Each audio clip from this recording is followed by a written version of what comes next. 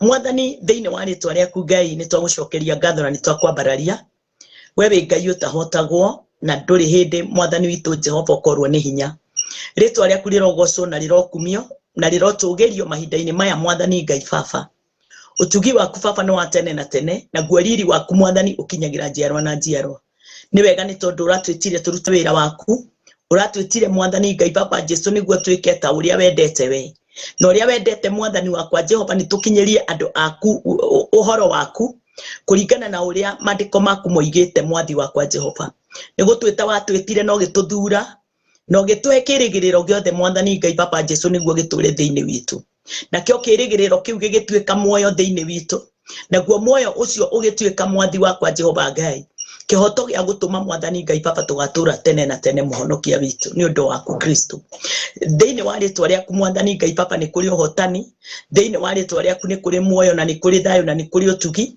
thiini wa ritwa riaku Jehova Ngai wa matuini hau niho turutaga uhoti wothe Mwathani Ngai witu ni tondu wa gwitikia amukira ngumo na ugoci thengio ni tondu wa mwaka mweru uyu Mwathi wakwa Jehova Ngai wa matuini turathie na mbere na kwambararia ritwa riaku ni ndiramenya wega muthamaki wakwa Jehova Ngai andu aya Mwathani wakwa Jehova Ngai witu turutithanagia wira nao uyu ni mwaka wao Mwathi wakwa Jehova Ngai wa kwambararia utugi waku thiini wao ona gutuma andu ainge makinyirirwo ni kirathimo kia mithemba yothe ona gutuma Mwathani Ngai Baba andu ainge mamenye na metikie uhoro wa muoyo uria utathiraga ona gutuma Mwathani Ngai Baba andu ainge mamenye Mwathani Ngai Baba na matambure riri waku Jehova uria uthiete na mbere kwarama kundu guothe Jesu Kristo ni wega ni tondu mwaka-ini uyu Mwathani Ngai Baba uria andu marathumburitwo ni mirimu na mathina ona Mwathani Ngai Baba guthumburwo ni biashara ciao na wagi wa mbeca Mwathani mwaka-ini uyu ni turetikia Baba kwina ugaruruku munene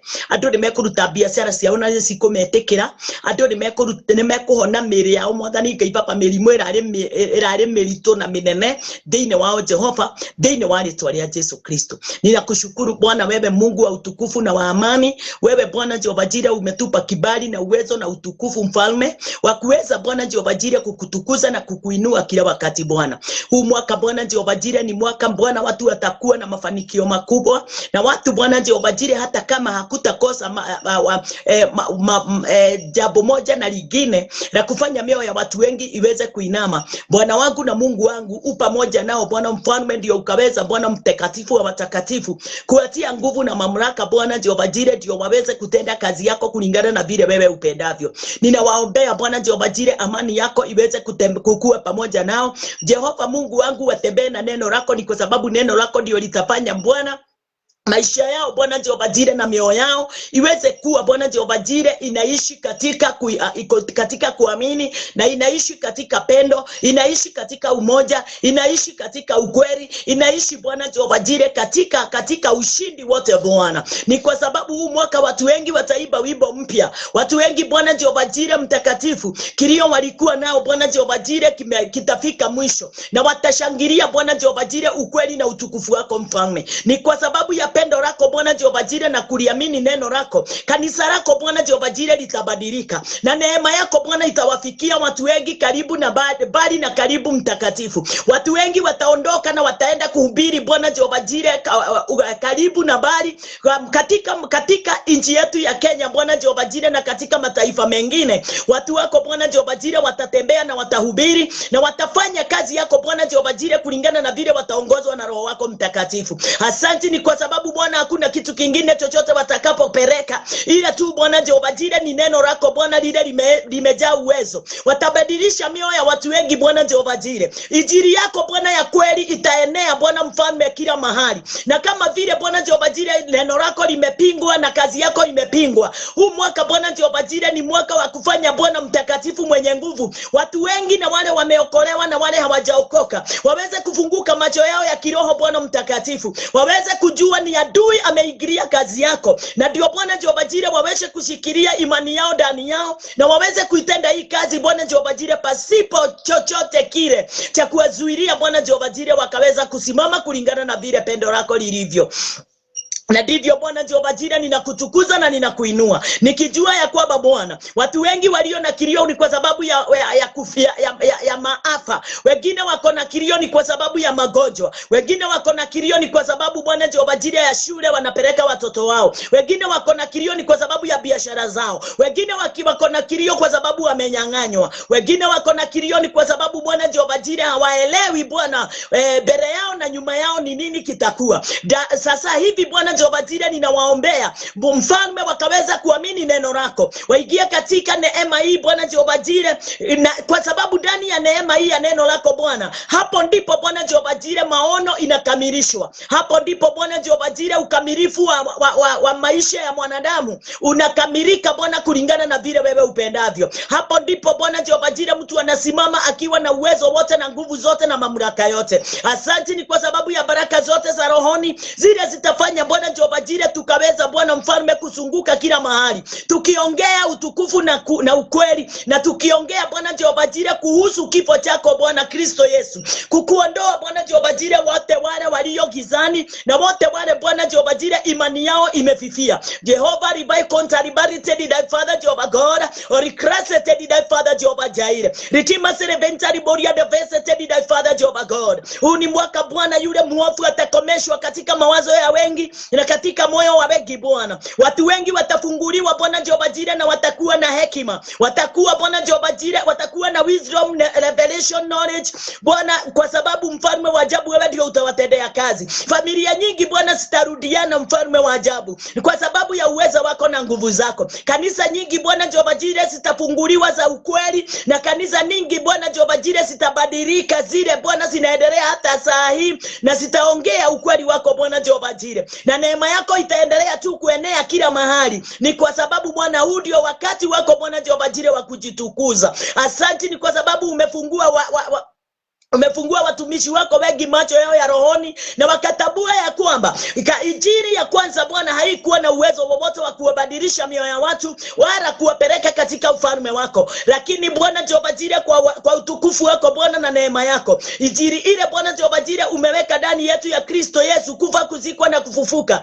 Hakuna injili nyingine inayohitajika iweze kuhubiriwa katika madhabahu ila tu hiyo Bwana Jehova. Watu wengi watumishi wengi Bwana wataihubiri na watu wengi Bwana Jehova Jireh watabadilika, ukweli wako utadhibitika na neema yako itajulikana katika jina lako Yesu Kristo. Aria bashene tedi thy Father, be thou Lord Jehovah God, mikotari tedi thy Father globoria jamanta, perine tedi thy Father Jehovah God, makutarabaguria biagrabagusha bagando, aprine tedi thy Father Jehovah God. Ukweli utashikika Bwana Jehova Jireh mahali kwingi, vita nyingi itazimama Bwana Jehova Jireh, na maafa mengi Bwana Jehova Jireh itakwisha, itakomeshwa. Nguvu ilivated thy Father Jehovah God, recreated thy Father Jehovah, gramatoria grebetaria desire. Nchi yetu ya Kenya Bwana Jehova Jireh itabadilika, na nchi yetu ya Kenya Bwana Jehova Jireh vita nyingi zitakwisha, maafa mengi Bwana Jehova Jireh inayotendeka mtakatifu yatafika mwisho Bwana Jehova Jireh mfalme wa ajabu, katika jina lako Yesu Kristo. Redeemer sereventara baguria biagrobo goteri mashete thy Father,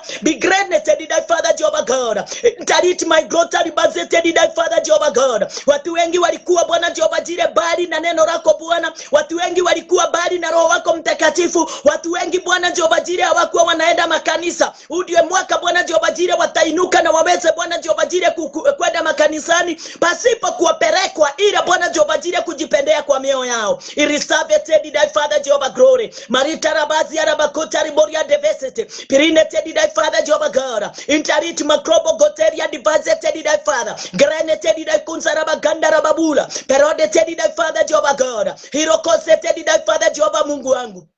Roho wako mtakatifu atatenda kazi Bwana Jehova Jireh mfalme wa ajabu, pasipo kizuizi chochote Bwana Jehova Jireh kitazuilia kazi yako iweze kufanyika ndani ya mioyo ya watu wengi Bwana Jehova God. Baba wetu na Roho wako mtakatifu atafanya wengi Bwana Jehova Jireh waweze kufikiwa katika ulimwengu mzima, katika jina lako Yesu Kristo. Asante Mungu wangu, wale wote wamefungwa Bwana Jehova Jireh, wale wote wako yani wanaongozwa na maroho machafu Bwana, wale Bwana Jehova Jireh Jehova ufalme wa giza umewafunika. Rekrabeted thy Father. Huu ndio mwaka Bwana Jehova Jire watafunuliwa ni kwa sababu ya neema yako. Niwega Gai mwathani wakwa Jehova Gai mutura moyo. Herize lovia gramake hali abia kid marshal hamagari ya malaha. Rigresor ya bia gromaseted thy Father.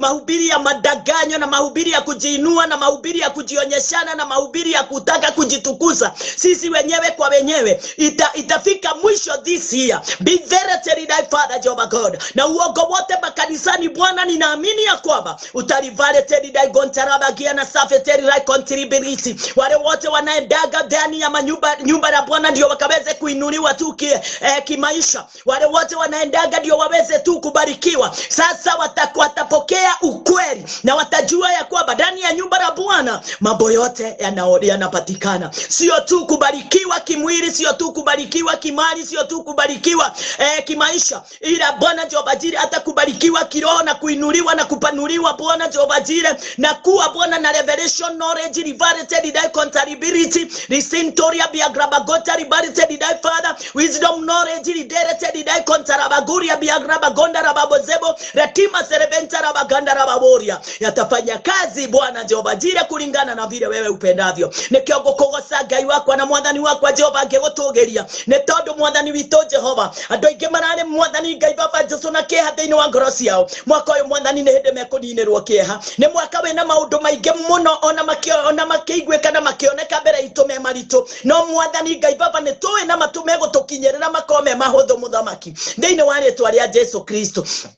Ona siasa ciothe mwathani Ngai baba Jehova nie ne joe wega mwathani mwega na muigwenda tondu we niwe uthamakaga na niwe wathanaga ni ukuhota gutuma ni uhotete gutuma mwathani Ngai baba andu baria megucieka mwathani macieke na thayo na wendani gutari ikuo mwathani na gutari gukanirira kana bara ni tondu wotugi waku Jehova Ngai wa matuini ni ndagocaritwo riaku muthamaki mwega utugine waku Jehova Ngai wohotani waku mwathani wakwa Jehova ni tondu wewe muthamaki ritwa riaku rigutura rikumagio Jehova Ngai witu na ria bararagio ni tondu wito Jesu we niwe muthamaki witu Ngai mwene hinya wothe ni wega ni tondu mwathani andu aingi mwathi wakwa Jehova Ngai ni mekuhota gutwarana nawe mwathani thiini wa mwaka uyu na ni mekumenya hitho nene mwathani Ngai witu iria hithitwo thiini wa mandiko na ni mekugia mwathani Ngai baba na utaukumu arie mwathani gukira uria marari muthenya wa ira thiini wa ritwa ria Jesu Kristo. Ni thengio Ngai na ni thengio muthamaki witu Jehova ni tondu wewe Ngai ni wagutongoria kanitha waku na roho mutheru ona ni waguthamaka thiini wa kanitha waku na roho mutheru niwe mwathani Ngai baba ugutuma mwathani Ngai baba Jesu andu othe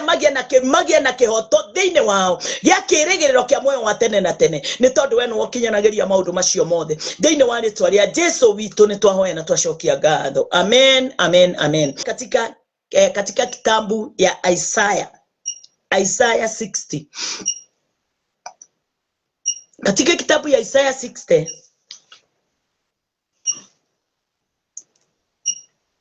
na ninaangalia mahali pale ninaona Isaiah aliyoinena kutoka pale 1 mstari wa kwanza. Isaiah 61 neno linasema ya kwamba nitaisoma wacha nisome hapa na Kiingereza na Kiswahili lakini nitaendelea hata kusoma Kikuyu. Inasema arise and shine for thy light is come. Nitasoma kwanza na Kiingereza alafu nitaendelea na hizo zingine baadaye. Arise and shine for thy light is come. And the glory of the Lord is risen upon thee. For behold, the darkness shall cover the earth, and gross darkness the people. But the Lord shall arise upon thee, and his glory shall be seen upon thee. Number 3. And the Gentile shall come to thy light, and the kings to the brightness of thy rising. Number 4. Lift up thine eyes aloud about, and see. All thy gather themselves together. They come to thee. Thy sons shall come from far, and thy daughters shall be nursed at thy side. Number 5. Then thou shalt see, and flow together, and thine heart shall fear, and be enlarged, because the abundance of the sea shall be converted unto thee. The forces of the Gentile shall come unto thee. Number 6. The multitude of camels shall cover thee. The dromedaries of Midian, and ever, or and ever, all they from Seba shall come. They shall bring gold and incense, and they shall shew forth the praises of the Lord. All the flocks of Kendar shall be gathered together unto thee. The lamb of Nebaioth shall minister unto thee. They shall come up with acceptance on mine altar, and I will glorify the house of my glory. Number 8.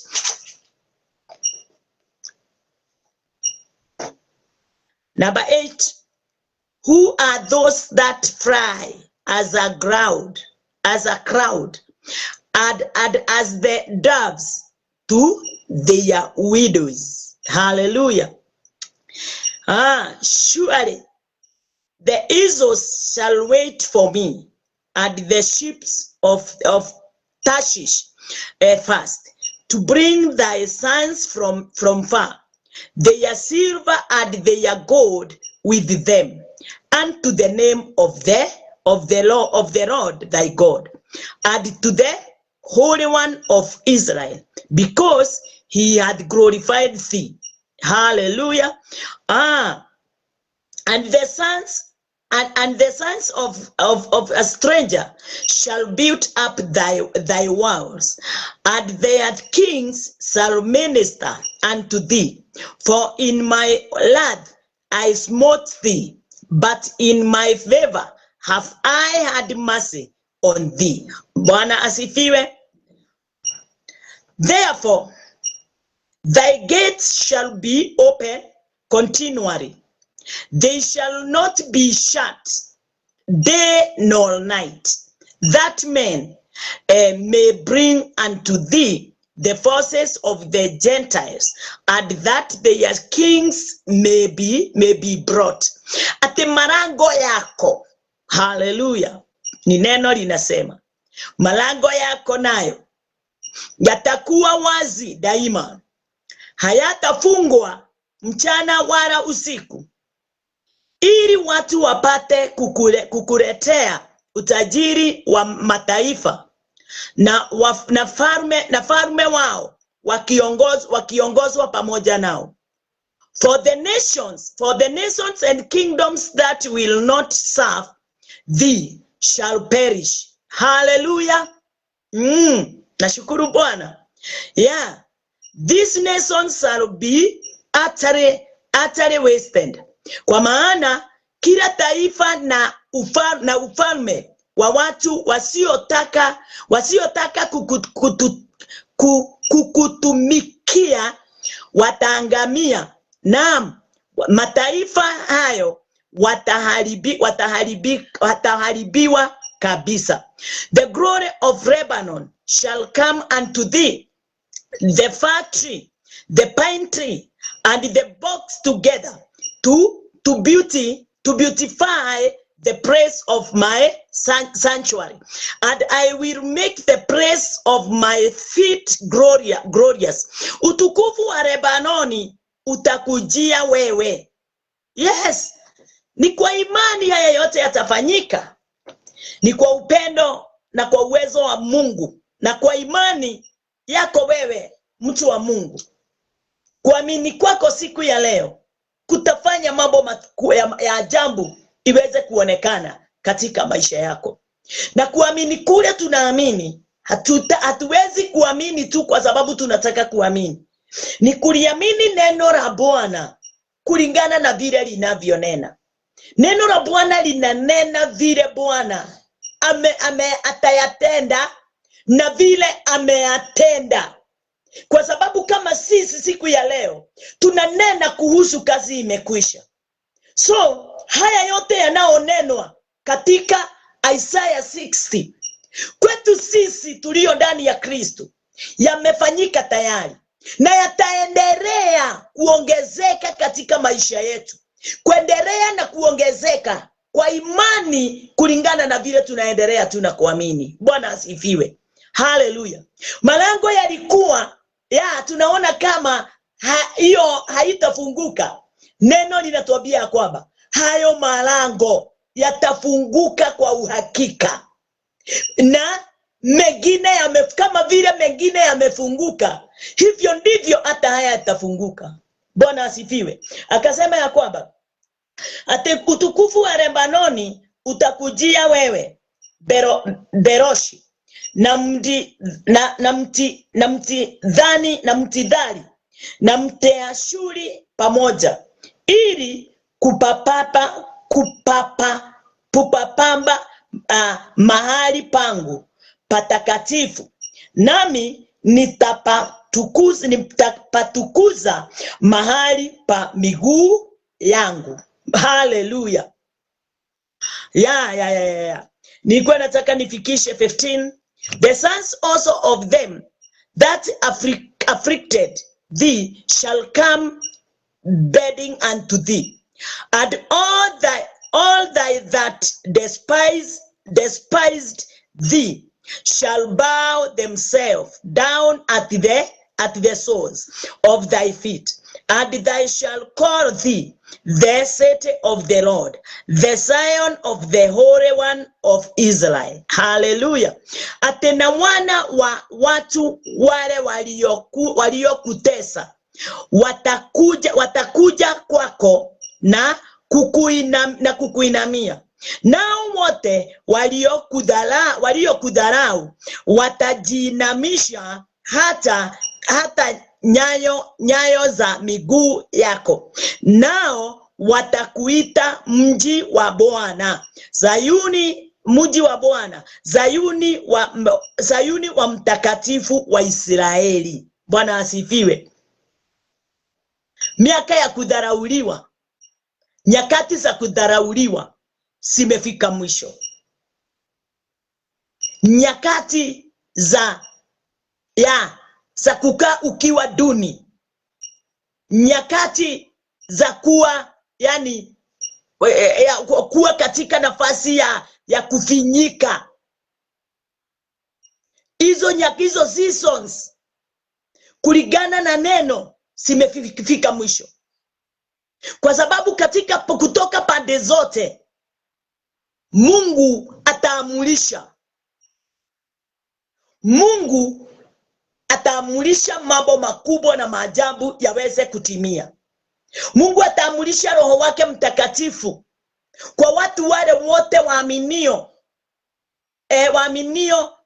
kazi ya Kristo, waweze kupata kibali na kutembea kwingi na kuwa na kukubalika ama kuwa na favor, na wataweza kufanya kazi ya Mungu. Watafungua watu wengi watoke katika giza, wataombea watu wengi waweze kuponywa, kama vile Kristo aliweza kuwatuma mitume. Siku moja aliwatuma akawaambia, enendeni katika ulimwenguni mwote mkaweza kuhubiri injili, na kwa wote wale watakao amini watafunguliwa na wabatizwe, na wale wote watakataa watakomeshwa, watakuwa damned. Kwa hivyo huu ni wakati Isaiah aliutambua kabla hata Yesu Kristo hajaanza kazi. Na ukweli ni ya kwamba haya yote yametimika in the New Testament, kulingana na vile Isaiah anavyonena. Sisi tumefikiwa na utukufu huu, tumefikiwa na neema hii. Kwa nini ninanena hivyo? Nanena hivyo ni kwa sababu tayari tumeshaamini vile kazi ya Bwana inavyotembea, vile inavyoenda, vile tunahitajika kuifanya kulingana na imani, kutokana na uwezo wa neno la Mungu, kwa sababu hii ni pumzi ya Bwana, na mahali popote pumzi ya Bwana imekubalishwa kazi yake inatenda kazi ya ajabu. Haleluya. Ate 15 ndio nilikuwa nataka kwanza leo nikomee hapo. Ate where else thou hast been forsaken and hated, so that no man went through thee, I will make thee an eternal excellency, a joy of many generations. Na kwa kuwa umeachwa na kuchukiwa, hata ikiwa hapana mtu aliyepita ndani yako, nitakufanya kuwa fahari ya milele, furaha ya vizazi vingi. Hey! Ninafurahi sana wakati nimetambua hii Isaiah 60.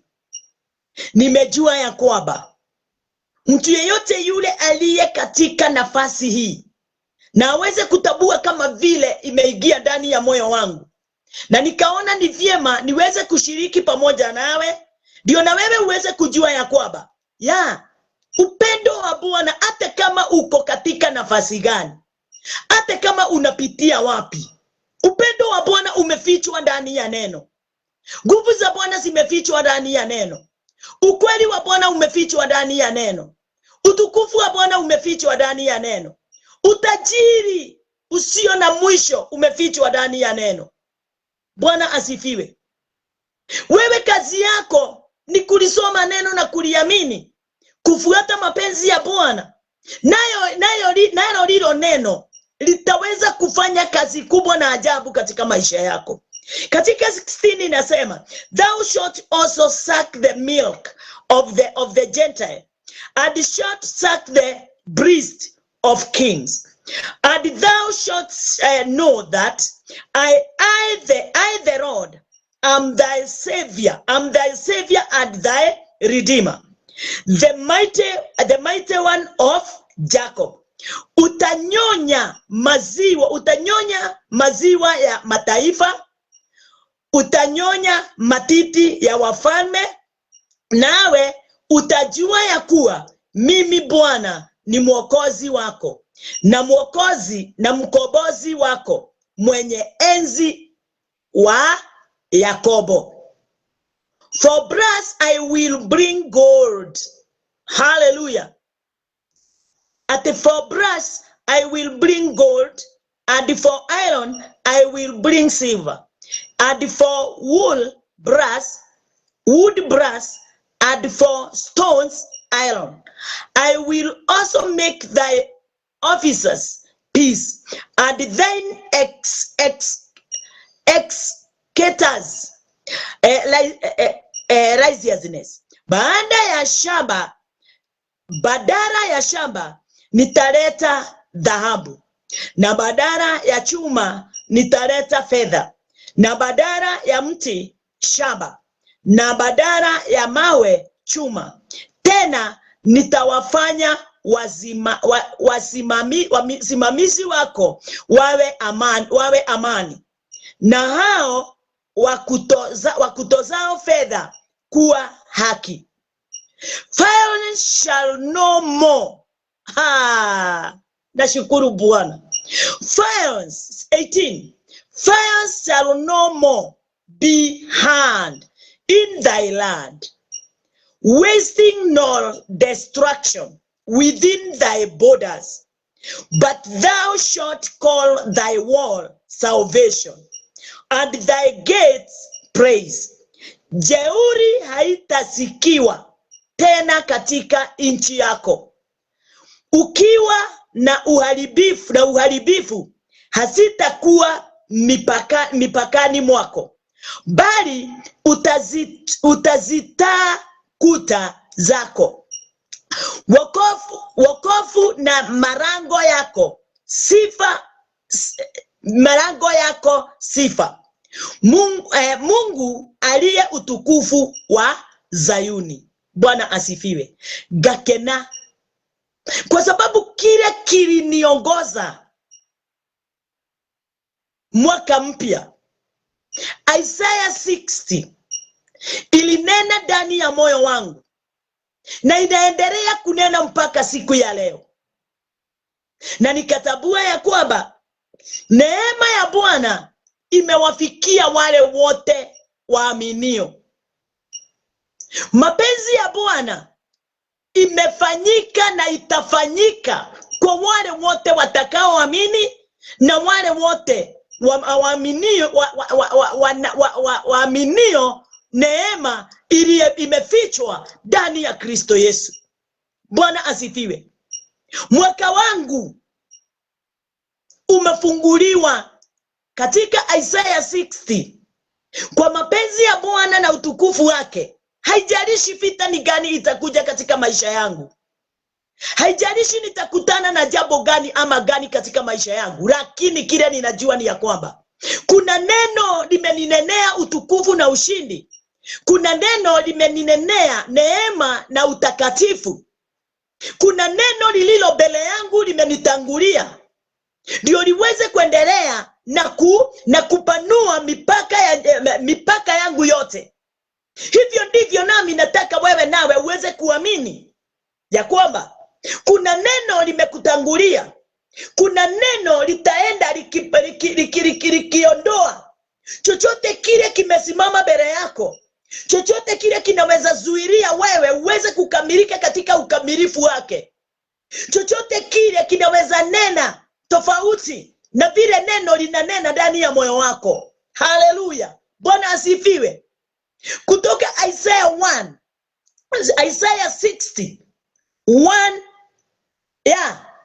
mpaka na huko mwisho, na kuambia mtu wa Mungu, neema ya Bwana yanena ukweli na utukufu. Katika neno hakuna mashindano.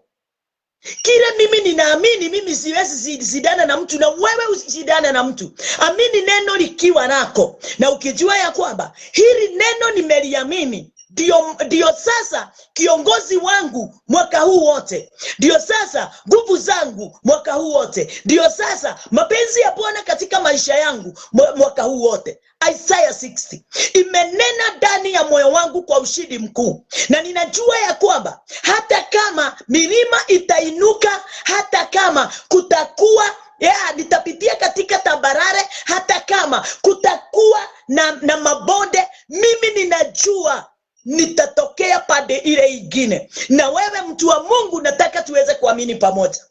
Ni kwa sababu Bwana hana sura ya kugeuka. Neno la Bwana halina sura ya kugeuka. Neno la Bwana halina kujipinga. Neno la Bwana likinena, limenena. Kwa yeyote atakayeamini, lile neno litatenda kazi katika maisha yako, kwa familia yako, katika kanisa yako na katika marafiki wako. Haleluya. Ebu mtu wa Mungu, naomba wakamahali utaenda ukae chini hivi, usoma hiyo Isaiah 60 na uikanyagie ndani yako, moyoni mwako.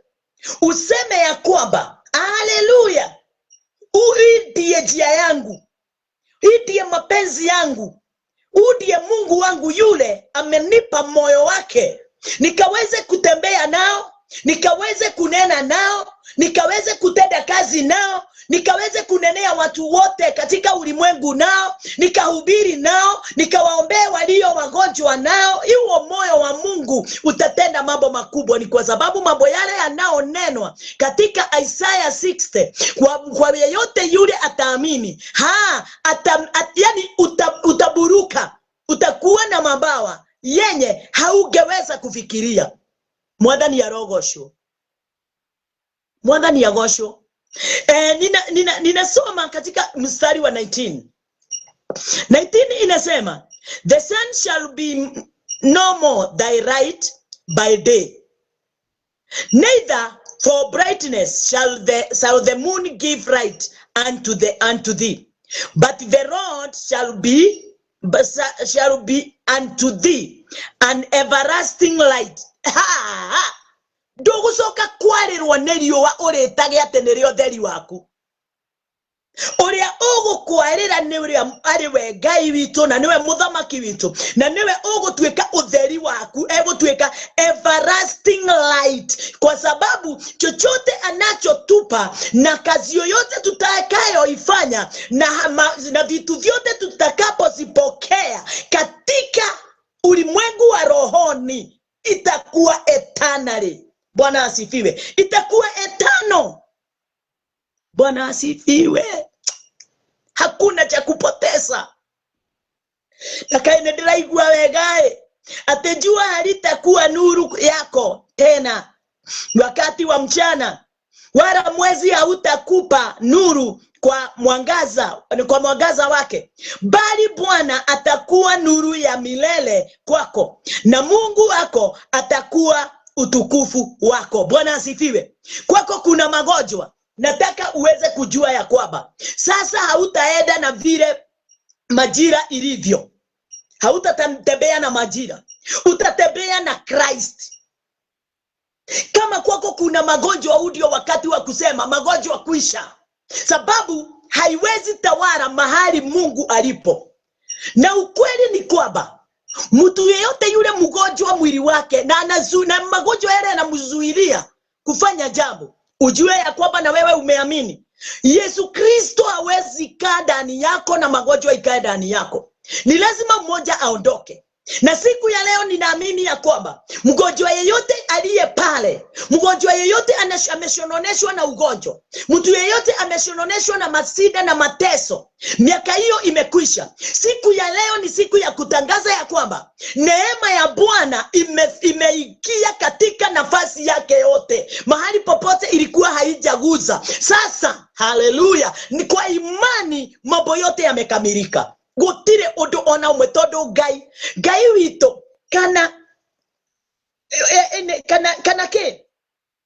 kana utukufu wake uikarania hamwe na andwira, uikarania hamwe na mathina. Ngai ndangĩtĩkĩra, niwe waigire Kristo ndani ya neno katika Isaiah 53 akasema ya kwamba niliyachukua mateso yenu, masititiko yenu, na hata kwa mapigo yangu nyinyi mkaponywa.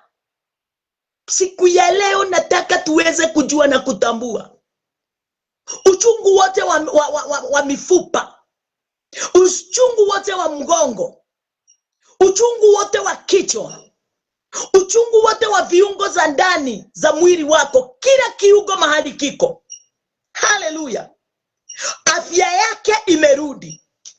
Uponyaji wake umekifikia hiyo kiungo. Upungufu wa neno la Bwana ndani yako, ninasema huo upungufu umekwisha katika jina la Yesu Kristo. Ni kwa sababu Bwana amekuita na akakutuma ukalinene neno lake kwa wingi ndani ya mioyo ya watu. Bwana asifiwe. Yesu si wa kupungukiwa. Mungu wetu si wa kupungukiwa. Light ile nuru tulikuwa tunategemea inakuja inakwisha usiku. Nuru inakosa kuonekana tena.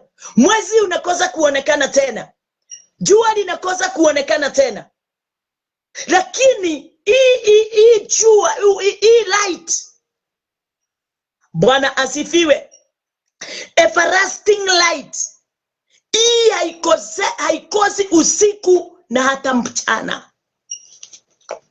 Kwa hivyo hautapona mchana, usiku unangojeka. Hautapona usiku, mchana unangojeka. Hautakosa wiki hii hiyo ingine unapata. Utakuwa katika hiyo neema ya kuwa umeinuliwa katika kiwango. Wimbo ule ulikuwa unaiba last year, madeni, maron, magonjwa, kupungukiwa, kukataliwa, kuinukiwa, mambo kama yale yote. Haleluya. Ya biashara, wimbo wa biashara kukosa fedha. Hapana, huo wimbo sio ati ni fedha mimi ninapeana, ninanena kuhusu kulingana na vile neno limesema. Na kama sio neno linatuweka nguvu hiyo, ndio tuweze kuamini na tuchukue hatua ya kufanya mambo yale, inahakikisha mashimo hayo yote na mateso hayo yote imekwisha. Wakati tutakaposimama katika neema yake, mambo haya hatutayaona. Hata kama itaondoka kidogo kidogo, hata kama utaona kama inatembea nini pole pole, mtu wa Mungu, kidogo kidogo kinatengeneza kikubwa. Hata kama si leo na kesho, na hata kama si kesho kutwa, wewe kanyangia katika neema hii ya neno la Bwana, na utukufu wa Bwana utaonekana katika uwezo wote katika maisha yako. Kwa hivyo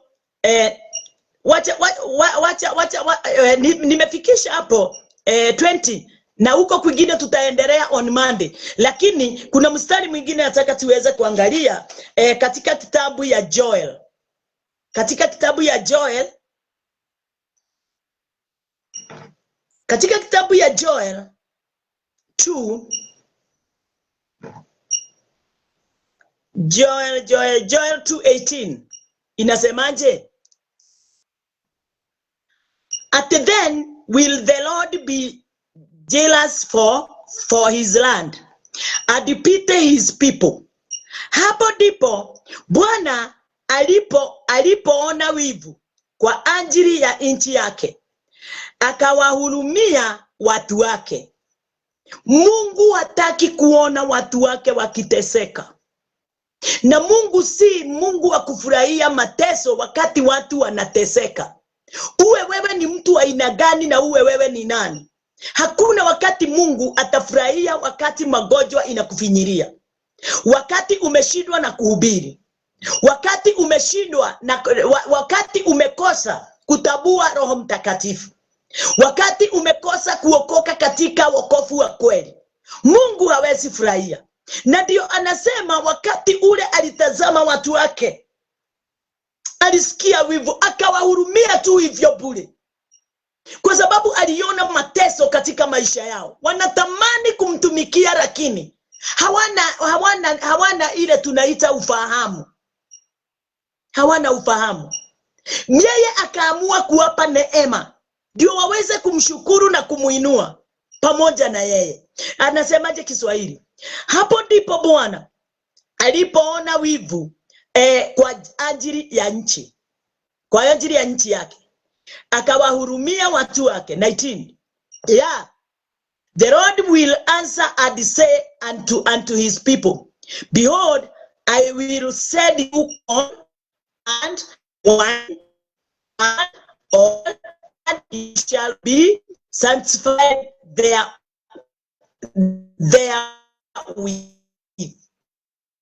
with a reproach among the heathen.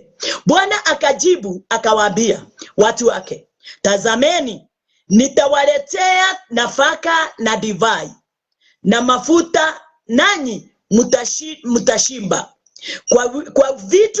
kwa vitu hivyo, wala sitawafanya tena kuwa aibu kati ya mataifa.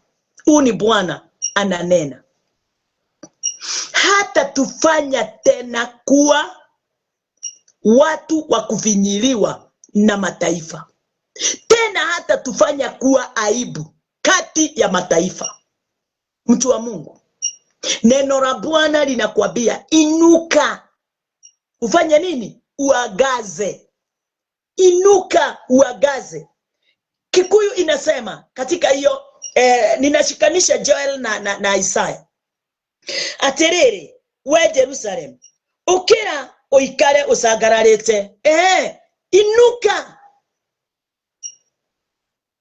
na uweze kung'aa, ni ondo utheri wa gugutherera ni muku, na guoriri wa Jehova ukaratha tariwa ukwarire. Haleluya. Wakati nilipokuwa ninatazama hii mistari, mistari ya Joel, nilikumbuka Kristo Yesu. Vile Mungu alivyomtuma mwanae wa pekee katika ulimwengu tulio ndani yake. Wacha tusome katika John 3, katika kitabu ya John. Nikaona John 3:16, for God so loved the world that he gave his only begotten son, that whosoever believed in him should not perish. Kwa hivyo mtu yeyote yule atakaye muamini should not perish, hata agamia. Kwa hivyo hata wakati tunasoma katika kitabu ya Isaiah 60, Joel 2, ni tuweze kutambua na kuelewa na kujua ya kwamba kwa yeyote yule atakaye muamini should not perish. Kwa hivyo ndio tuweze kuwa katika ukamilifu ule wa Isaiah 60 from 1 to mwisho, na Joel 2:18-19 na kuendelea na zingine. Nataka kukuambia ni lazima kwanza moyo wako, akili zako iweze kuingia katika mapenzi ya Bwana, vile alivyoupenda ulimwengu na akapeana mwanae wa pekee, na ndiye Kristo Yesu. Na kwa yeyote yule atakaye muamini, sio tu kujua Yesu alikufa msalabani, kuna hatua mtu anayeichukua ya kuamini. Bwana asifiwe. Lazima uamini yeye yule aliyetuma. For God so loved the world. Kama vile Mungu alikupenda wewe, kama vile Mungu alinipenda mimi, akaniambia mambo yale yote iliyo ndani ya Isaiah 60, ninaweza ipokea, ninaweza imiliki. Lakini ni kwa yeyote yule atakaye muamini. Neno la Bwana si kusoma tu na kusema yes. Neno la Bwana kuna hatua moja, na hii hatua ndio watu wanaona kana kwamba ni ngumu kuamini. To have faith, to believe. Wakati unapochukua hatua ya kuamini, ati vile Isaiah 60, Joel 2 inasema 18 and 19, ati nitapokea nini? Joel, hiyo Joel inasema ya kwamba ati kwanza wacha tumalize ya nini ya John 3 ndio niweze kurudi Joel. For God so loved the world that he gave his only begotten son, that whosoever believeth in him shall not perish but have everlasting life. Kama vile tuliona kuna everlasting light. Bwana asifiwe. Kwa hivyo ndio nuru hiyo ya kudumu iweze kuwaka ndani yangu. Ni lazima niweze kuwa katika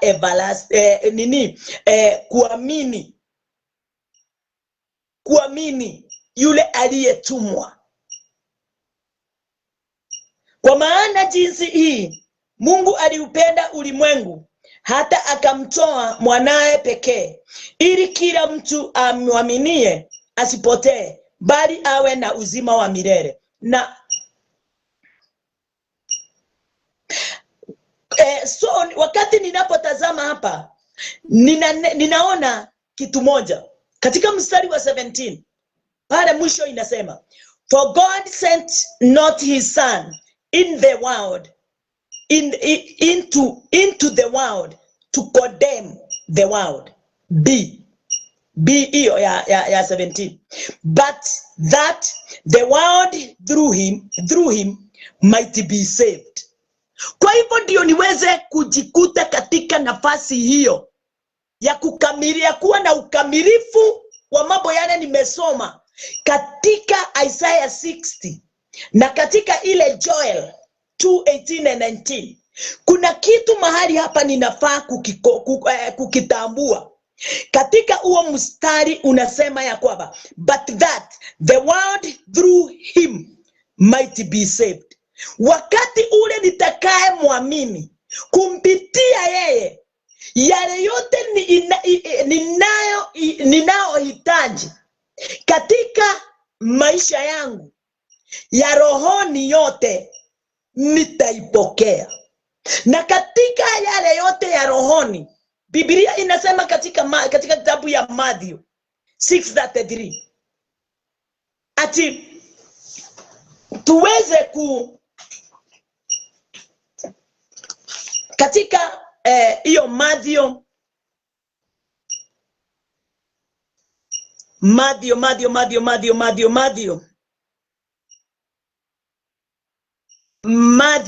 6:33 inasema, but seek ye first the kingdom of God. Wakati nilivyokuwa ninasoma juu ya kingdom, niliona na nikatambua kingdom is Christ Jesus. Kristo ndiye kingdom. Lakini hatuelewi ni kingdom namna gani. Inasema ya kwamba, but seek ye first the kingdom of God and his righteousness, and all these things shall be added unto you. Atibali utafuteni kwanza ufalme wake na haki yake, na haya yote mtazidiziwa. Pande ile ya John inatuambia yeyote yule atakaye muamini atapokea uzima wa milele. Pande hii nayo inatuambia ati jambo la kwanza tutafute ufalme wa mbinguni na haki yake, na yale mengine tutazidiziwa. So wakati ule tunamwamini Christ, yale yote tumeambiwa katika Isaiah 60, Joel 2:18 and 19 tumeyapokea tayari. Bwana asifiwe. Kwa sababu ule mstari wa 17 unasema ya kwamba ati Yesu alikuja ndiye wale wote watakaye wamwamini waweze kuokolewa. Wakati tutaokolewa mara moja, tuweze kuamini, wakati tutaamini yeye na tuokolewe. Haleluya. Yale yaliyo katika Isaiah 60 kutoka 1 to mwisho, Joel 2:18 and 19 tumeshayapokea. Kwa hivyo kile tunafanya nini? Ni kutembea katika ujasiri, ni kutembea tukijua ya kwamba yale yote Mungu amenena juu yangu yametimika, tayari yametimika. Kwa sababu neno linatuambia wakati wote tutakapoomba tukiamini, tuamini yale tumeomba, tumepewa, tutayapokea. So asubuhi ya leo nataka kusema ya kwamba mimi nimepokea Isaiah 60. Mimi nimepokea Joel 2:18 and 19. Kwa sababu nimeshatimiza ya John 3:16. Nimeshajua Isaiah 53 mstari wa 4 na 5. Ati yeye ndiye alichukua masititiko yangu. Yeye ndiye alianguka na huzuni yangu. Na katika kupigwa kwake mimi nimepona. Haya yote nimeiamini kwa sababu nilimwamini mwana kondoo wa Mungu. Nimemwamini Kristo Yesu na kazi yake. Nimeamini kufa kwake, kuzikwa kwake na kufufuka kwake. Nimetambua kwa nini Mungu alimleta ulimwenguni. Bwana asifiwe. Haleluya. Na wakati nimeamini na nikatambua hayo, kwa hivyo katika neno katika hiyo kitabu ya Matthew 6 inaonekana ya kwamba kwanza nilitafuta ufalme wake kwanza, ndio niweze kutambua John 3:16. Ni ufalme wake niliutafuta. Ufalme wake niliupokea. Sio mimi nilijipea. Alinipa hiyo neema. Amenipa huo ukweli. Amenifanya nikaweze kutambua kuna siri imefichwa ndani ya maandiko, na hiyo hiyo siri ndani ya Old Testament inakuja kufafanuka wakati ule tumetambua tafsiri yake katika New Testament. Watu wengi wanaamini tu Old Testament, na ndani ya Old Testament ni andiko limefichwa na haliwezi kufichuka kama haujatambua haujatambua New Testament, kwa sababu ndio ufunuo, ndio kifuniko cha kufunika Old Testament. Kwa hivyo ndani ya Old Testament Kristo Yesu amefunikwa na amefichwa, lakini ndani ya New Testament Matthew, Mark, Luke and John ni Kristo maandiko yaliyo na promise, ni Kristo na ni promise ile iliyo ndani ya Kristo. Mark to Revelation ni ufunuo wote wa Biblia, ikiwa yani ni andiko lenye limefunuliwa. Kwa hivyo wakati ninapochukua hili limefunuliwa, ninasoma hili limefunikwa, ninatambua kile Bwana alivyokuwa anataka kukitimiza baada ya kutambua haya yote katika Biblia. Bwana asifiwe. Katika neno, kwa sababu Biblia sio neno. Neno ni Christ. Christ is word is a passion. Kwa hivyo ni kuamini Kristo, kuamini huyo passion anaitwa Christ. Wakati tunapomwamini tunapokea ahadi, ile promise inakuja juu yetu, sababu sisi hatupokei ile ahadi kumpitia Abraham, tunaipokea kumpitia Christ. Hallelujah. Na katika Deuteronomy anasemaje? Katika kitabu ya Deuteronomy 32, ni kuamini, ni kufurahi, ninafurahi sana, ni kwa sababu ya vile Mungu alinitangulia na kitabu yake na akafanya niweze kukisoma, na nikakisoma akili zangu na moyo wangu zikiwa ndani. Niliona kazi ya Kristo ndani yangu kupitia Isaiah 60. Nikaona kazi ya Kristo yote na ukamilifu wake wote ndani yangu. Nikakuta yenyewe mahali pale kuna wingi wa mali ya kazi yake ndani ya hiyo Isaiah 60. Kwa hivyo kazi yake hakuna wakati itasimama, itaendelea na kufanyika, kwa sababu neno lake limesema.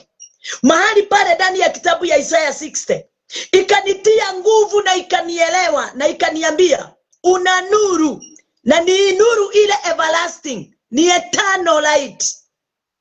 So sina wakati nitapungukiwa katika moyo wangu wala katika neno lake. Tena pale nikakuta nimepewa nguvu na uwezo na mamlaka ya kuzunguka ulimwengu mzima nikihubiri, nikiwatoa mbali na karibu na kuwaleta ndani ya Kristo. Sisters and brothers, hallelujah, our parents, watu wasio wa lugha yangu na watu wa lugha yangu, haitachagua mwanaume wala mwanamke, haitachagua Muyunani wala Muyahudi, haitachagua maid wala asio maid. Wote nimepewa nafasi na kibali ya kuwakusanya pamoja na niweze kuwaelekeza katika neema ya Kristo. Isaiah 60 nikasikia ni complete ndani ya maisha yangu, kwa sababu imenipa kibali yote ndani ya Kristo. Imenipa kibali yote ndani ya Kristo. Kazi yote ya Kristo nikaiona pale. Msalaba wa Kristo nikauona pale. Hallelujah. Nikasikia kabisa moyo wangu, huu ndiye mwaka wa utukufu, mwaka wa neema katika maisha yangu. Bwana asifiwe. Si kwa kuambiwa, lakini ni kwa kujiaminia. Sababu hata wakati ninapokusomea, wewe ukisoma uamini, umejiaminia, sio mimi nimekuaminia. Utajiaminia na yale yote yaliyo ndani yake utayapokea, kwa sababu tumebarikiwa na baraka zote za rohoni. Wale wote tumeitwa na tukaingia katika ule mwito, tukaukubali na tukaanza kazi ile. Utajiri wote wa rohoni tutaupokea. Umepewa nguvu na mamlaka ya kukanyanga inge. Hata ukikula sumu haitakudhuru, kwa sababu umetumwa ukawaonyeshe ukweli na utukufu wa Mungu na kazi ya Mungu vile inavyofanyika. Katika hiyo kitabu ya Deuteronomy 32:36 inasemaje? For the Lord shall judge his people and repent himself for his servants, when he said that their power is gone, and there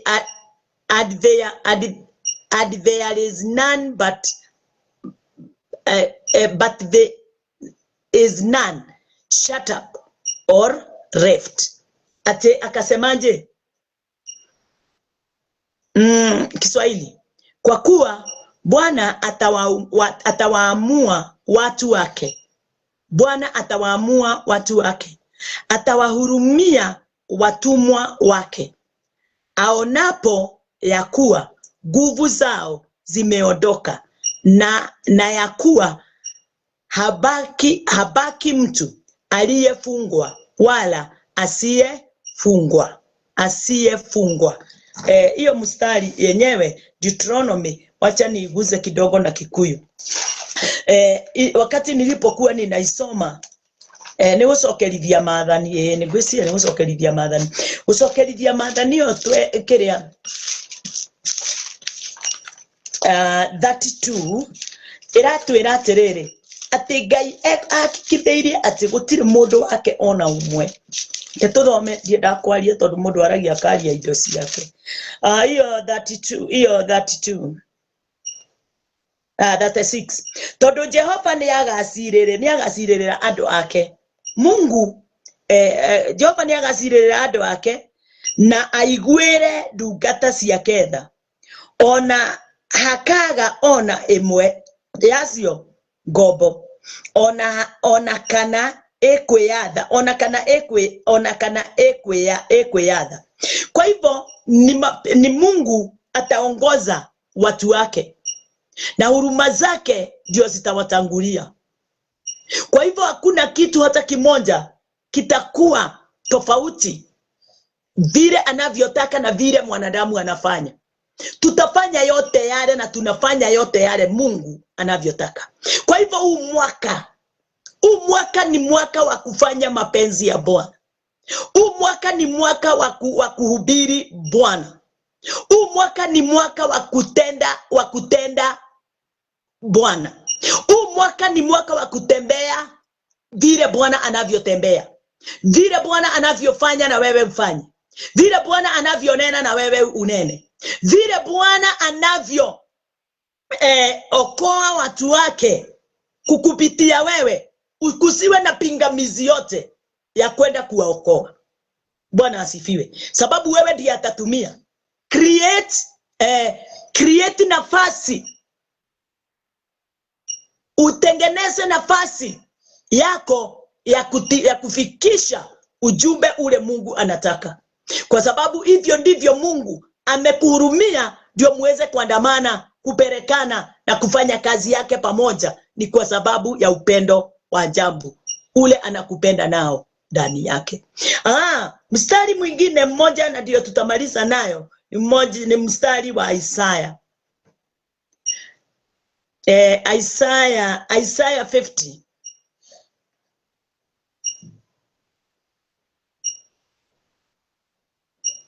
Isaiah 50 mstari wa 4. Isaiah 50 mstari wa 4 unasema, the Lord God had given me the tongue of the learned, that I should know how to speak a word in season to him that is weary. He wakeneth morning. He wakeneth morning by morning. He wakeneth mine ear to to hear as the learned.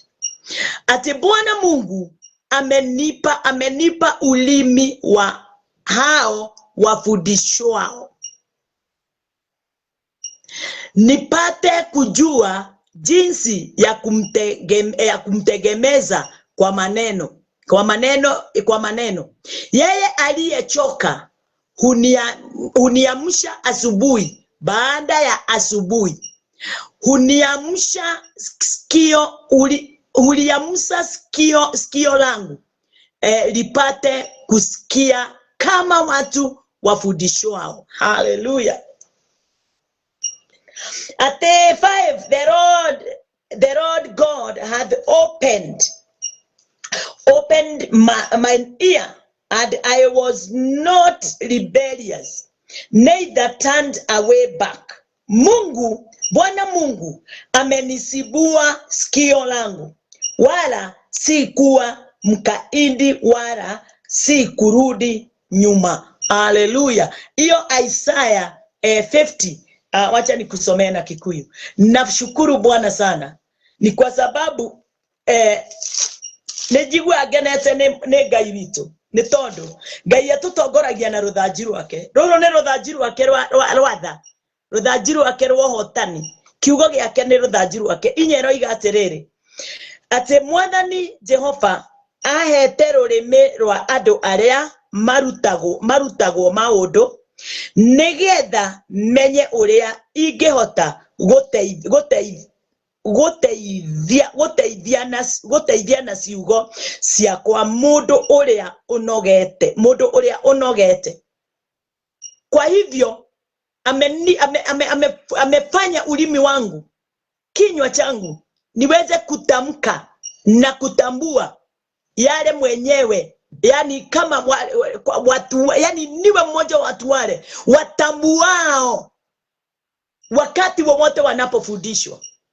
Ndio nami wakati nitakapoinuka na niamke nitembee, nitatembelea watu wake wengi, na nitaweza kutamka kama vile wanaofundishwa watamkao. Sababu wakati tunapofundishwa tunafaa kutamka kama vile wanaotufundisha watamkao.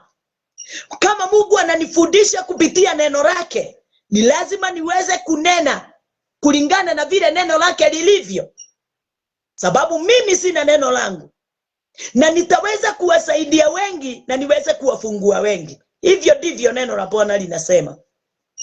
Linasema ya kwamba ati Mwathani Jehova ahete rurimi rwa andu aria marutagwo maundu, nigetha menye uria ingehota guteithia na ciugo ciakwa mundu uria unogete.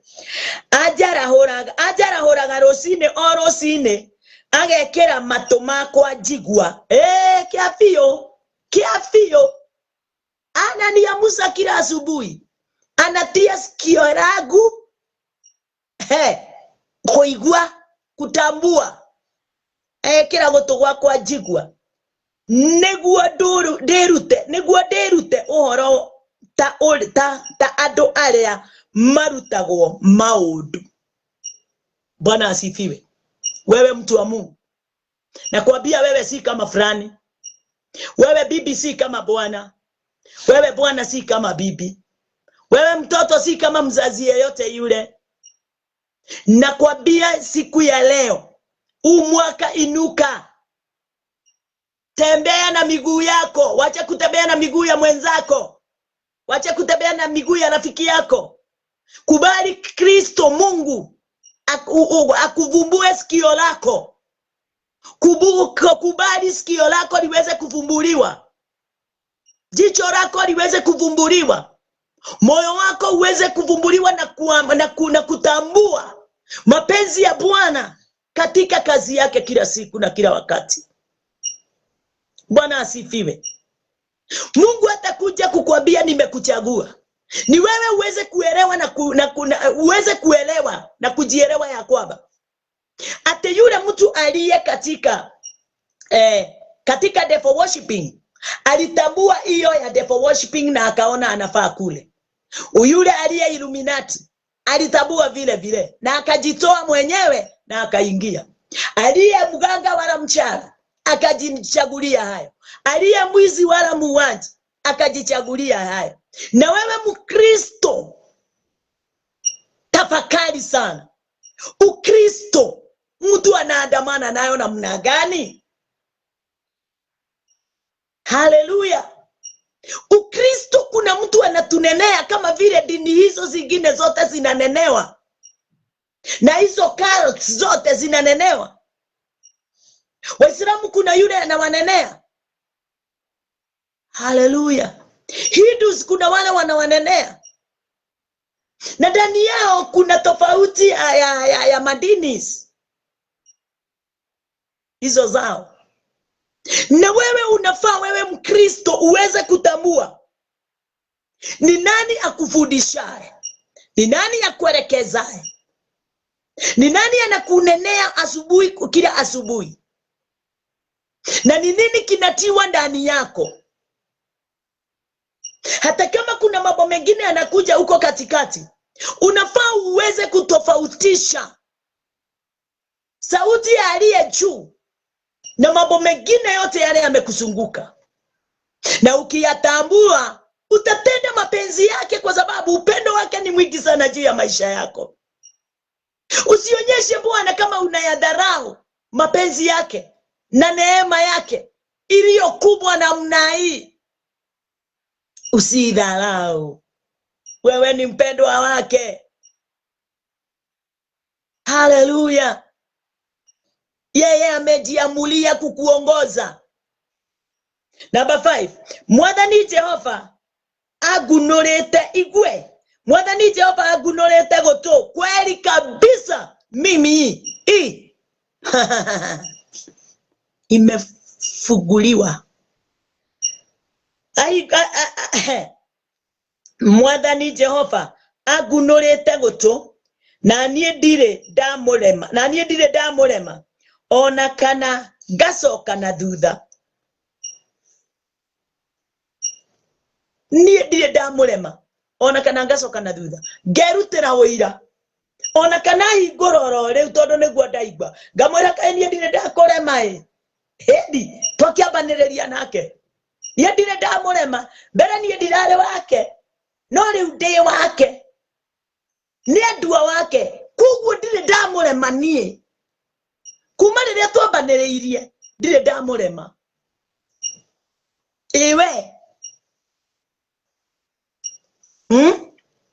no rĩiga wĩ mũhonoki no tũragwo mũremagĩra. Bwana Yesu asifiwe. Ninashukuru Bwana sana kwa sababu ya neema yake ile anatia kila asubuhi ndani ya moyo wangu, na huo moyo wake unaninenea kila asubuhi, kila mchana, kila jioni. Haleluya. Kile ninaomba kila wakati ni wakati sauti yake inapoingia ndani yangu, ninatimiza yale yote anayoyanena kulingana na vile yeye mwenyewe anavyohitaji. Kuna upendo wa ajabu katika maisha yetu. Nashukuru Bwana ni kwa sababu ya mahali nimefika. Namuinua sana mwaka mpya. Na ninajua huu mwaka ni mwaka wangu. Huu mwaka ni mwaka wako. Huu mwaka ni mwaka utakutana na mambo ya ajabu na mambo makubwa. Na utafurahia. Magonjwa haitakuwa sehemu yako. Shida si sehemu yako. Kukosa fedha si sehemu yako. Kuanguka kwa mabiashara si sehemu yako. Kushindwa na kuomba si sehemu yako. Kushindwa na kutambua na kuelewa neno na kulifafanua sio sehemu yako. Kukaa katika uoga si sehemu yako. Haleluya, Bwana asifiwe. Hiyo yote si sehemu yako. Sehemu yako ni kuimba wimbo wa utukufu na kumtukuza kulingana na mapenzi yake. Kwa sababu amefumbua sikio lako, amefumbua jicho lako, moyo wako ameupanua. Yeye ndiye afanyaye kazi ndani yako. Wacheni tuombe. Nashukuru Bwana sana tukiendelea hivyo na mwaka wote, na ninakuomba chukua hatua mpya. Wacha kukaa tu mahali ulipokuwa last year. Chukua hatua mpya. Tenda mambo mengi na makubwa kwa imani na kwa kuliamini neno. Kwa imani yake Kristo Yesu.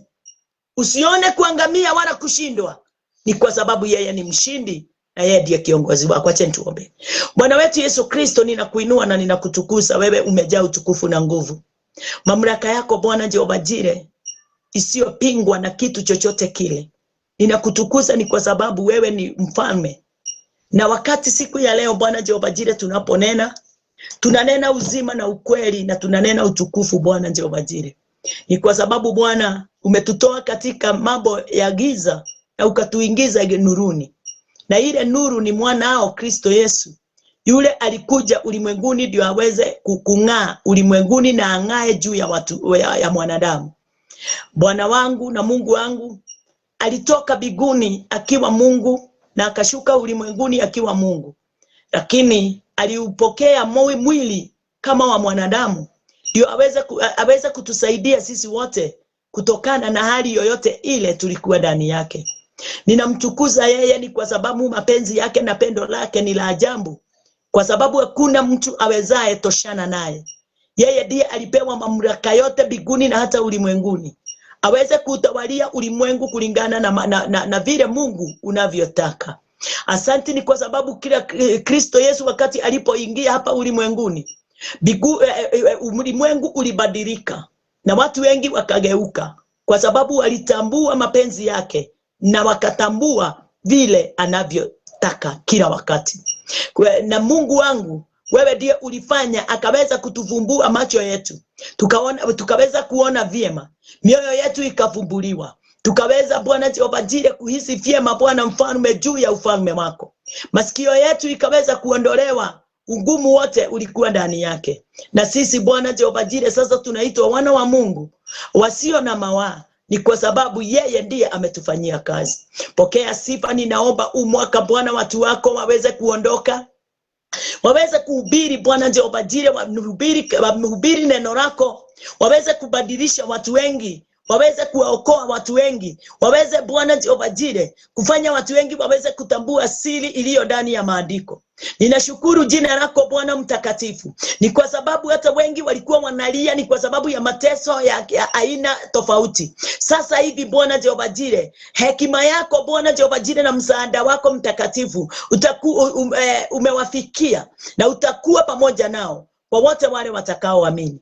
Pokea sifa Bwana. Makanisa yale Bwana ilikuwa karibu kufungwa na inanena ukweli. Ni kwa sababu ya persecutions ile inapoendelea katika ulimwengu. Bwana ninaamini ya kwamba wakiamini wataendelea ni kwa sababu Bwana yu pamoja nao. Na kazi ile umeanzia hakuna mtu awezaye kuimaliza. Mwanadamu hana uwezo wowote wa kupinga kazi yako mfalme. Lakini wewe Bwana una uwezo wa kufanya hiyo kazi yako iweze kudumu na kudumu na kudumu sana.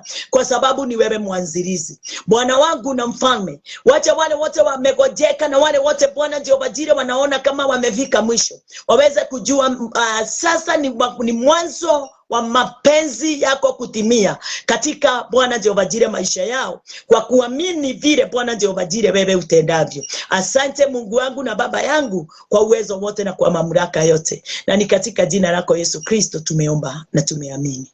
Amen, amen, amen. Bye bye. Tupatane kesho kanisani na Monday katika Wendani TV.